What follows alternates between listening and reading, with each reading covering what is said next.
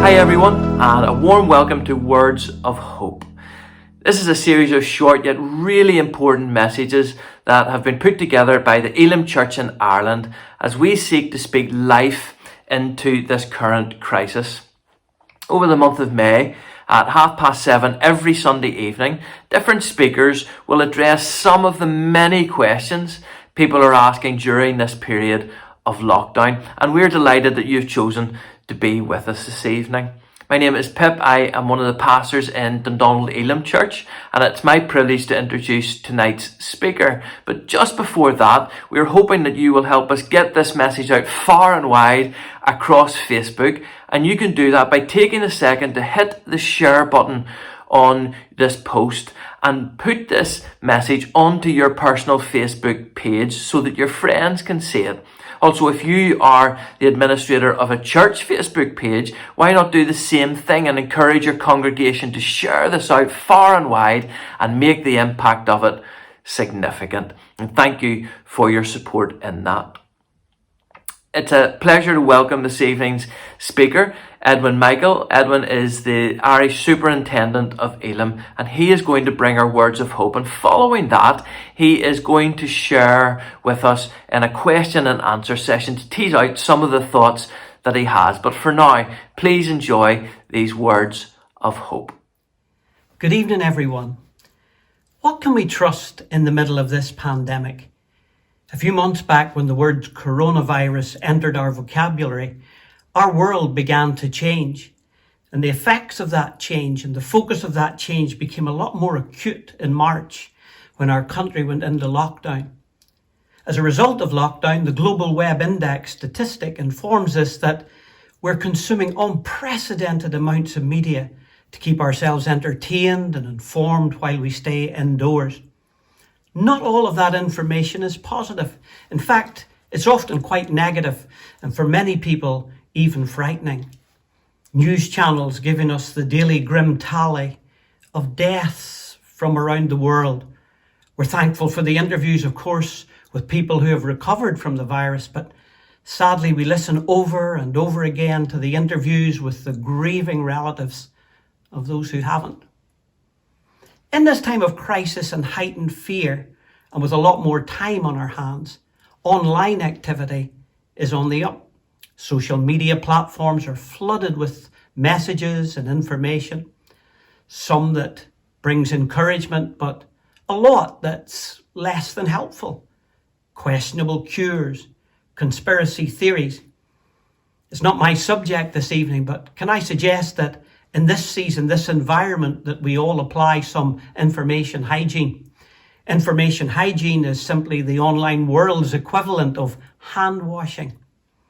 It only takes a few seconds to check or to cross-check the origin or the source of a story before simply hitting like and passing it on to unsuspecting friends.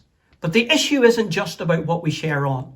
It's also about what we give headroom to, what we give space to in our minds and in our thinking. Because what we allow to lodge in here determines a whole range of things and the quality of our life. It's so important that our sources are reliable. People are asking the question, where can I find truth? Because there's a lot at stake right now. People say the safety of myself, my family, my future, my employment, my health, even my life. And people are searching for reliable information from reliable sources as they consider their future. They want to know what and who can be trusted. But what we need to realize is that finding truth to base our future on isn't just important during this crisis. Actually, it's vitally important all the time. The problem was that before COVID-19, we were simply too busy to realize how important. We feel the urgency right now because the current crisis has made us aware how fragile, how vulnerable we really are as we live out our lives on planet Earth. This crisis has raised the big questions about life and death, about God. But the truth is, we're vulnerable all the time. We were vulnerable before COVID-19, and we will be vulnerable after COVID-19 passes, and it will pass. See, the evidence of our mortality is all around us all the time. but our 21st century world was just too busy to notice. Some 2,000 years ago, during a distressing situation, a Roman governor called Pontius Pilate asked a similar question to those that people are asking today. In John 18, Jesus was speaking to him and said, "I have come into the world to declare truth." But Pilate said to Jesus, "What is truth?" His words may have been dismissive of Jesus, but their origin was from a deep place of frustration, somewhere deep down inside the man. What he was really saying was, how can anyone know for sure about what is right and what is wrong? How can I know what is reliable? Where can I find truth? Who do I trust? Those are big questions, and they're very important questions. If you want to find truth to base your life upon and your future, I want to wholeheartedly recommend the Bible to you. It is without doubt the world's most unique book. The word unique means having no like or equal. I believe the Bible is inspired. It's given to us by God, not to condemn us, but to help us find forgiveness and to find the right way through life, to help us live the most fulfilling life possible. In some ways, it's like the manufacturer's guide or the instruction manual, and it's absolutely reliable. We read there that it is impossible for God to lie. Jesus, who was the physical embodiment of truth, said in prayer to God the Father, "Your word is truth." And I want to suggest to you that no intelligent, thinking person can lightly dismiss such a unique piece of literature. A book that has engaged and captivated some of the most brilliant minds and thinkers throughout history. We neglect it at our peril. This book reveals the story of God's love, his mercy and his grace, God's way of salvation, and all that he has done to make it possible for each of us to have a meaningful relationship with him. It reveals Jesus, who said in John 14 and verse 6, "I am the way, the truth, and the life, and no one comes to the Father except through me." In John 8 and 32, he said, "You will know the truth, and the truth shall set you free." The truth of God's word shows us the way into relationship with God, into a life of faith and trust and freedom.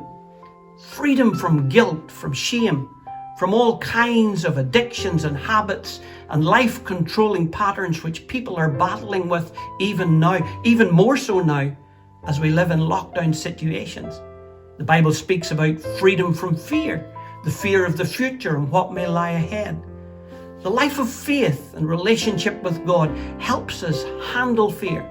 When we know we're loved by God and we're in relationship with him, the Bible says perfect love overcomes it. It drives out fear. The Bible even speaks about freedom from the fear of dying. In Hebrews 2, it says Jesus has come to free those who throughout their lifetime are gripped with the fear of death. Wow! How important is that in this moment?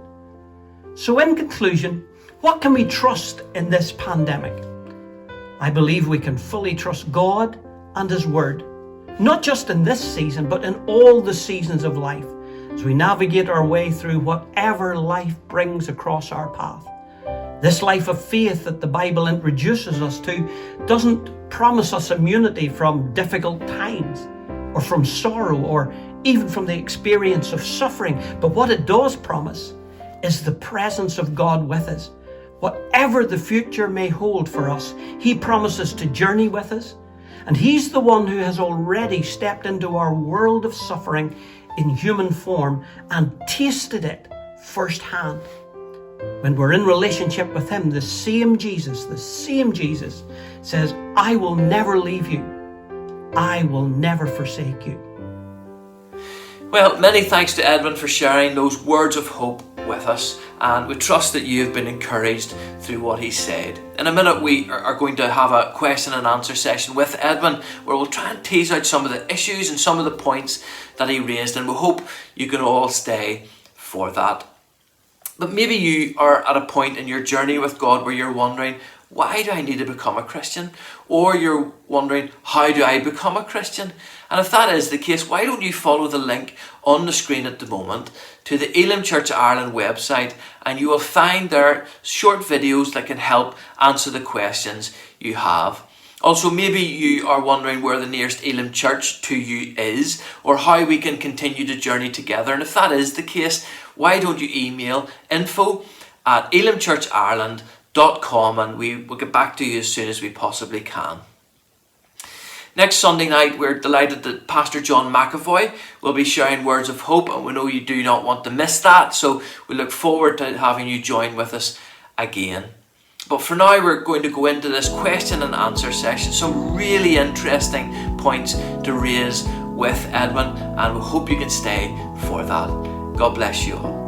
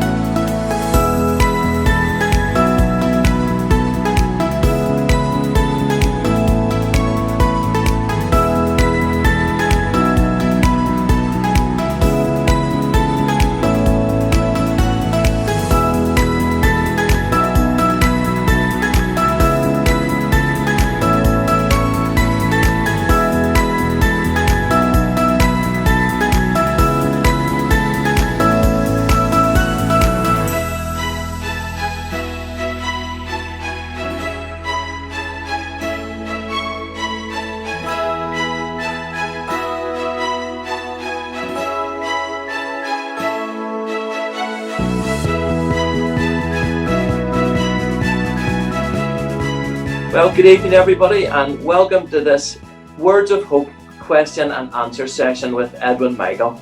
It's great to have you here with us, and if you just actually came across this question and answer session, you're wondering what on earth it is, we've just finished the second of 5 special broadcasts by the Elim Church in Ireland, where we're looking to speak life into the crisis that is currently across the world at the moment because of the COVID-19 virus. And Edwin has just shared this evening, we're going to go into a question and answer time with him. But if you haven't seen this broadcast, we thoroughly recommend it to you.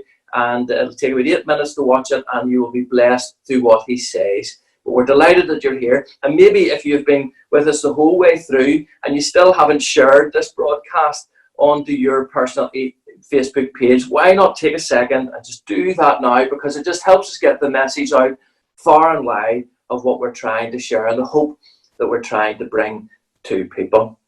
So Edwin, it's great to have you here with us tonight. Thank you very much for your broadcast.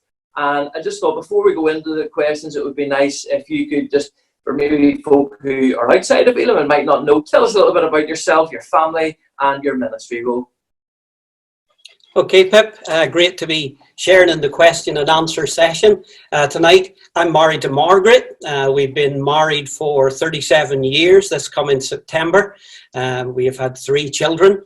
Laura is married to Scott, and she lives and works here in Northern Ireland.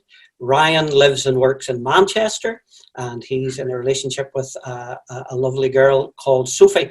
We did have a 3rd child, actually, our first child, who died just a few days after birth, but that's a long time ago. But we do have had 3 children. I've been a Christian for over 40 years. I've been in ministry for 34 of those years. A larger part of that has been pastoral work in local churches, and then the last 9 years as the superintendent of the Elim churches here in Ireland.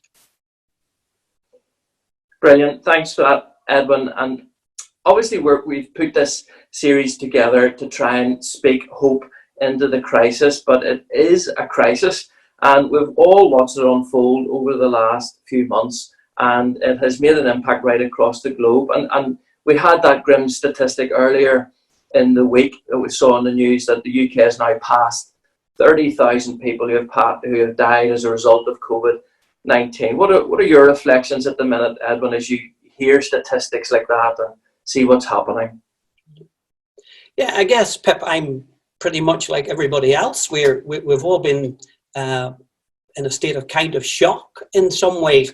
You know, over and over again, I hear people saying to me, could you have believed 6 months ago that we would be sitting in this situation and lockdown in this country? And you have to say absolutely no way that we could ever have anticipated something like that. And as we see this thing roll around the globe, we see the fear, we see the statistics coming in day after day. It's really, really, really sad. I also find at times, because of the busyness of life still and church work, that it can be a little bit surreal. You know, you get busy and you can almost forget sometimes for a few hours that this is happening. And then you have these little moments of recalibration where you suddenly think, no, this is real. This is going on. You see the effects of it and you see the sorrow. It's really difficult. One other thing that I've reflected on lately, I personally have found it really strange over the recent period of good weather. When I look out my window, I'm looking across open fields and everything seems to be bursting into life. And what I see out the window doesn't match what I'm seeing on screen. And, you know, then when you hear the reports, it's just a stark reminder of the fact that this is real, where we're really at.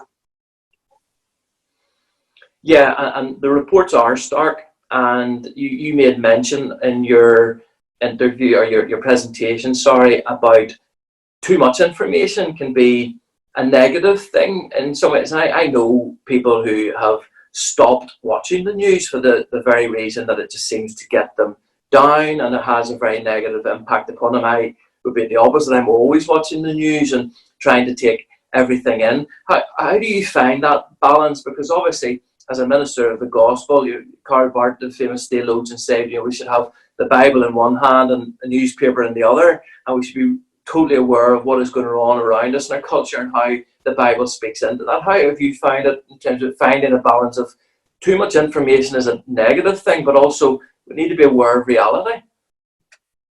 Absolutely, Pip. I mean, I certainly wouldn't be somebody who would, advocate the idea of sort of not believing in this pandemic or anything like that, or just choosing to ignore it. And anyway, I do really believe we need to be informed.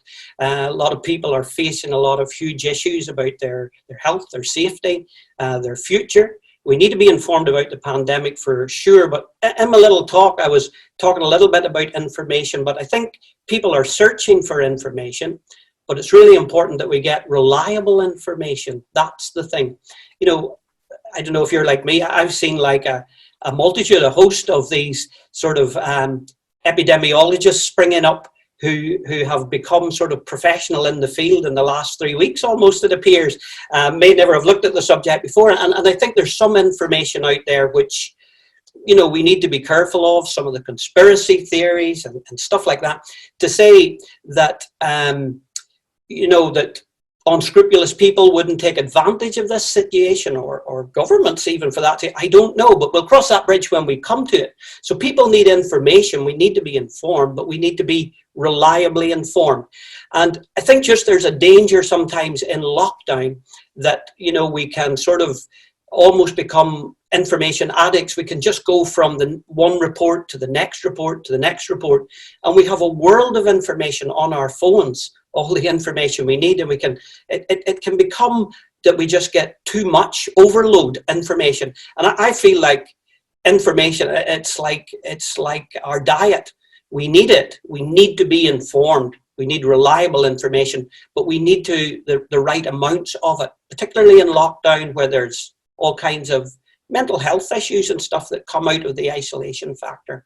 So we need information, but we need to be careful of too much negative information, or information that maybe isn't well founded or credible. Yes, and you mentioned there about people searching for reliable information, and you also mentioned in your presentation about the people are searching for truth. And I thought that was a very interesting point that you brought across in terms of reliability. Reality, is all part of the pursuit of truth, very much so. And if we want to understand reality, people are searching for truth. So what you're saying there is interesting, but are you being a bit over optimistic when you're saying that people are searching for truth? Others might disagree with that. Others might say we're living in a post-truth world. Edwin, just wondering, do you genuinely believe that COVID-19 is making people or inspiring people to think about a higher meaning, a higher purpose, or even God? Absolutely, Pip. I mean, people are searching for information on the virus and the current season. That's one aspect. But as I was saying, this pandemic has raised the bigger issues, the bigger questions, and there is no doubt that people are searching for some sort of security and for some sort of truth in the situation. And the statistics speak for themselves. Even in our own churches that have gone online, all of the guys are recording that more people are dropping into or listening to services or joining in prayer times than ever would have come to their church services. That's one thing. But some of the major online ministries around the world are reporting that they've had huge spikes in the number of people who are coming in, people who are contacting them with questions, and many people actually come into relationship with God, with the Lord, through it. So that's a global reality, and the statistics actually prove that. So there's a deeper, meaningful thing that people are looking for, and that's part of the fact that the Bible says we're made in the image of God, and because we're made in the image of God, even though that image has become flawed or defaced in a sense because of a broken relationship with God, yet that internal deeper part never changes. There's a searching for security, there's a searching for understanding, there's a searching for answers to the deeper questions. There is no doubt about that. Absolutely. But what is it you think about it is about a disaster that makes people search for God? Yeah, well, at a time like this, in what we say in normal times, in the 21st century world, we live as if we have it all nailed down. It's almost as if we're masters of our own destiny. We have technology, we can do so many things. And in that situation, there can come almost a sense of invulnerability that we can't touch. We're capable of handling absolutely anything. Then a disaster comes along, or in this case, this pandemic, and suddenly we come face to face with just how fragile we really are, how vulnerable we really are. As I was saying in my talk, as we live out our life on planet Earth, and then that raises the big questions about life and about death and about God, because we just become aware that we are not masters of our own destiny, that we cannot control everything, and we begin to look for other answers in that season and in that time. Yeah, and we've seen it throughout history, haven't we? The 9/11 disaster that took place, all of a sudden, that the next Sunday, churches were full right across the United States of America, but not so full now. And there is something in that moment that people turn, but it's maybe not always the most genuine, I think. But it's important to give balance to Edwin as well, and realize that people also turn away from God in times of disaster, and you recognize that. Absolutely, there's no doubt about that. Suffering and whenever things like this happen in the world will divide people. People will go in one of two directions. Some people will search for God. Other people will become more closed off to God. They will blame God. But I generally find with that category of people, very often, sadly, it flows out of just not understanding how our world functions. We live in a world that is fractured. It's a world that is not functioning as God originally intended it to. And sometimes if we don't come at situations like this from a biblical perspective, then we can begin to blame God. We can begin to accuse God. Why is God doing this to me? And in actual fact, at a time like this, God's not the enemy. I mean, I would agree with the speaker from last week about, did God send this pandemic? No. Does he work in it and through it? Absolutely, he does. But in this situation, God's not the enemy. A relationship with God is the answer. And there's no doubt about that. But so when we turn against God, it's usually coming from that place of we believe God is doing this to us. But when we understand the biblical view of the world that we live in, we can begin to see God through a completely different lens. We begin to see God as the answer, not the problem. Yeah, and obviously that was one of the key points you made in your presentation, was about the Bible, the authority of the Bible, and how it can speak into this current situation. But not everybody has that biblical perspective, Edwin. And you were saying about how the Bible is it's the world's most unique book. It doesn't have any like or equal or rival. And I was just wondering how you would speak to people who maybe disagree with that. There are lots of intelligent people out there who have written religious literature and philosophy and all different things like that, who would maybe dismiss the Bible as truth. Obviously, as Christians, we believe it is truth, but why do you believe it is so unique across the board? Yeah, look, I understand there are many people who would dismiss the Bible. Sadly, a lot of people dismiss the Bible out of hand without ever taking a real serious look there. But if you look at the credentials of the Bible, I believe it's absolutely unique. We wouldn't have time to break it all down here, other than to give maybe a few points that I have in my mind about it. See, the Bible's not just a book. It's like a mini library. It's a volume of a series of books in one volume. And when we look at how that book's constructed, if you take the characteristics of the Bible, it shows the uniqueness. Consider some of these things just for a moment. The Bible is written not by one author, but by probably 35 to 40 different authors over a period of 1400 years. Some of them never met each other, lived on 3 different continents. The Bible's written in 3 different languages. They came from all different walks of life. Some of them wrote in times of war, some of them wrote in times of peace. And they wrote on all sorts of controversial subjects, things like right and wrong, morality, life, death, eternity. Yet, when we bring all their writings together into this one volume, they don't disagree with each other on these major moral or eternal issues. It's remarkable, it really is. And there's one consistent theme that flows right through the Bible, all the way from Genesis right through to Revelations, the story of the love of God and the grace of God for his world. So the Bible's absolutely unique in its construction. If we asked 3 people who are alive right now on the earth to write on some of these subjects, and we brought their writings together, we could hardly get agreement on 10% of it probably. But here are these authors spread out over 14 centuries, and yet they bring together this consistent theme when their writings are brought together. The Bible's unique in a host of ways. It's unique in the way it's been preserved. No other book in history has been so attacked as the Bible.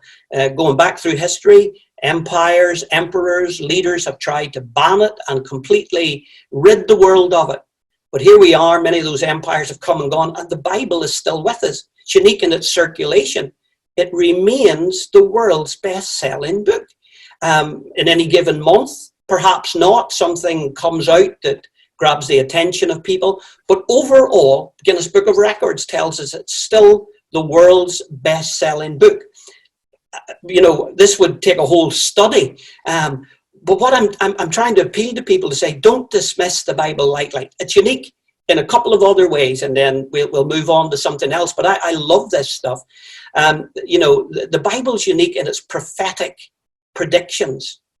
Things that are recorded in the Bible that would happen centuries before they happen, like the birth, the life, the death of Jesus, predicted thousands of years and centuries before, described in detail and fulfilled exactly in the person of Jesus Christ. A host of other things in the Bible that were predicted in advance have already come to pass, and many more which will. And one last area, the Bible is unique in its influence. No other book has so influenced our world. And I know in our 21st century, where you've talked about a post-truth or a post-Christian world, we don't readily acknowledge that. But much of the structure of society, many of the good things that we enjoy, came into being and were advanced in the past by people who were deeply influenced by the Bible. Things like our law system, things like the national health and caring for people, and a whole range of things that we enjoy today come out of the influence of the Bible on past societies, and the influence of the Bible on people who were deeply moved to do something about some of these issues in bygone days. So we enjoy them, but we've now forgotten the origins of them or what influenced them into being. Well, if the Bible is so unique, Edwin, it's going to speak into the greatest moments and struggles of our lives. So let's boil it down here. And there is much suffering in the world at the moment as a result of COVID-19 and as a result of many other things. And people will always turn and they will ask, well, look, how does this all good and all loving God not step in to stop all the suffering that is going on? I guess suffering is a reality. We can't avoid that. So maybe the question that people might like to ask is, well, what does the Bible say? Does it help us see that we can actually trust God in our suffering? Is there something that you can say to that? Absolutely, Pip. The Bible shows us that God is the answer in our times of suffering, and he can be absolutely trusted. I mentioned earlier about the fact that we live in a world that is fractured. It's not the way that God intended it to be. And in this time, the Bible shows us that suffering is a reality. Christians don't deny that, not for a moment. And Christians are not immune from suffering. But what the Bible gives us is a unique answer to our sufferings, in that the God who created the world has stepped into that world in human form in the person of Jesus. Jesus has come into our world, and he has tasted firsthand of that suffering. And in this period of time, the Bible promises us that if we reach out to God, that God, he doesn't promise to remove our suffering, but what he promises to do is to presence himself with us right in our suffering. And he promises us, if we're in relationship with him, that he will give out to us all the resources that we need to go through that particular period. But of course, the Bible also points us to a day, ultimately, when God will deal with all suffering. The Bible tells us about an eternal state where God will wipe away the tears from every eye. There will be no more sorrow. There will be no more pain. There will be no more death. There will be no more parting. So the Bible points us to God. And so many people have found the presence of God, even in the midst of suffering, to be so reliable, to really carry them through those moments and those times. And that's the answer that the Bible gives to suffering at this particular time. Yeah, there will be still many people who are watching this, who are struggling and are wondering where God is. Why does God not help people who have relatives who have died as a result of this virus, or who are tragically or terribly ill, people who have lost their jobs, people who are worried about the future? And whilst from a faith perspective we can look and say, but the future hope, it speaks hope in their present as one, people are still asking, where is God? Why does God not help me in my situation right here and right now? Do you think God is trying to say something to me? We don't believe God has sent this virus at all, but is God trying to say something to us in the suffering that there is? C.S. Lewis, who God whispers to us in our pleasures, he speaks to our conscience, but he shouts to us in our pain. It's like his megaphone to the world. Is God trying to say something to a suffering world at this time? And if so, what might that be? Absolutely. At a time like this, I said earlier about how we are made aware, keenly aware of how fragile, how vulnerable we really are in our world. And through something like this, God is calling to us. He's making us aware of our need. He wants to let the reality of that drop into every one of our lives. And he's trying to show us the absolute need of this relationship with him, this relationship which can equip us to cope with anything that life brings at us, not just a pandemic like this, but there are many other issues of suffering in life that were there before COVID-19 and will be there after it. And God is shouting to the world in this season, in this moment, inviting them to come into this meaningful relationship with him where they can find the strength that they need. Now, does God make all our problems go away instantly? Absolutely not. But it's this invitation into this journey, into this relationship with God that can be so meaningful. God is awakening our world, I believe, to the need of that relationship. Yeah, do you think resurrection speaks hope into the world today? That truth that we believe Jesus rose from the dead, do you think that has anything to speak hope today? Yeah, the resurrection is the great hope of the Christian faith.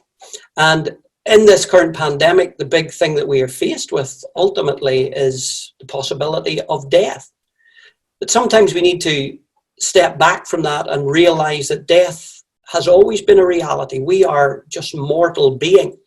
The wonderful thing about the message of the gospel is that God came in human form. Jesus came, a real man. He lived and he died. But then he stepped back out of death. He defeated death. And he promises that victory over death to all who will follow him.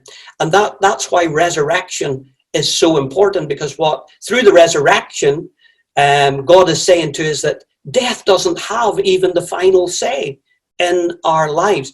Jesus has already defeated death, already conquered death, and he promises that victory to all of his followers. The Bible speaks of the resurrection as giving a living and absolutely vibrant hope to us in all seasons of life, but particularly at a time like this. And it's the great hope of the Christian faith. In the Old Testament, whenever the nations used to bring in their harvest, they would offer the first of that harvest up to God, give thanks to God for his blessing on the land. And it was called the offering of first fruits.